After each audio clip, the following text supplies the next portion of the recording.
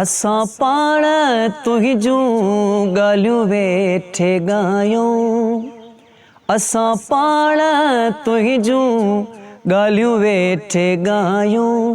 भले यार आए तुंहिंजूं लख भलायूं, भले दोस्त आए तुंहिंजूं लख भलायूं।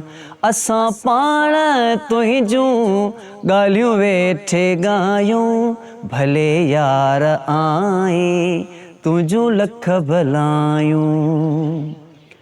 हो पिरी तुंहिंजे पल पल पचारुनि में हासूं, पिरी तुंहिंजे पल पल पचारुनि में हासूं।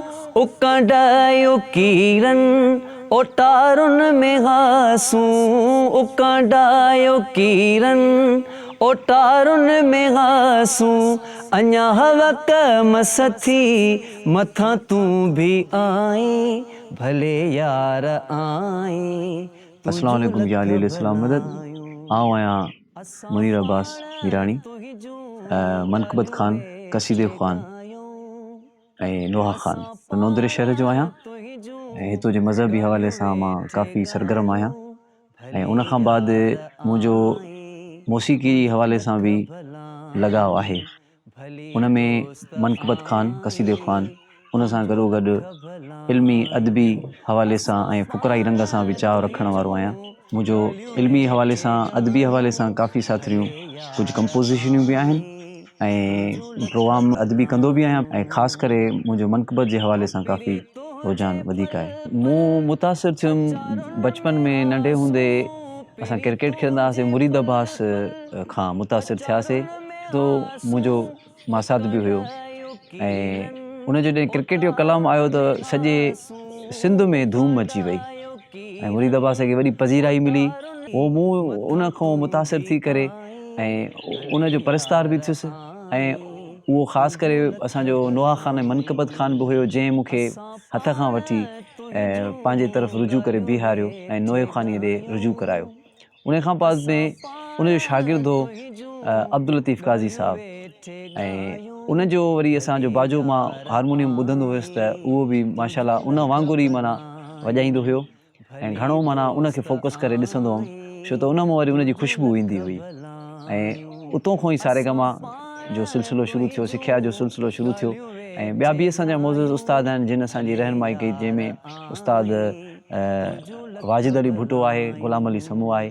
उन खां बाद में असां वटि अल्ताफ़ हुसैन समूह ईंदो हुयो ऐं उन मूंखे घणो माना अॻिते सिलसिलो स्टेज जो भउ वग़ैरह ऐं ख़ौफ़ कढियो।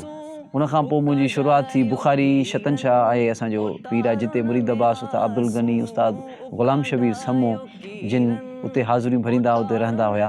उनजो मेलो थींदो आहे उते। उन खां उन में ड्यूटी ॾियाराई अल्ताफ़ हुसैन समें ऐं उन खां बाद मुंहिंजो वालिद साहब बि सुठो हिकिड़ो शौक़िया ॻाइणो हुयो ऐं मौसीक़ीअ सां लॻाव रखंदो, पर उहो बेसिकली पंहिंजे ज़िले में सुठो इनाम याफ़्ता ऐं शोहरा याफ़्ता हुयो।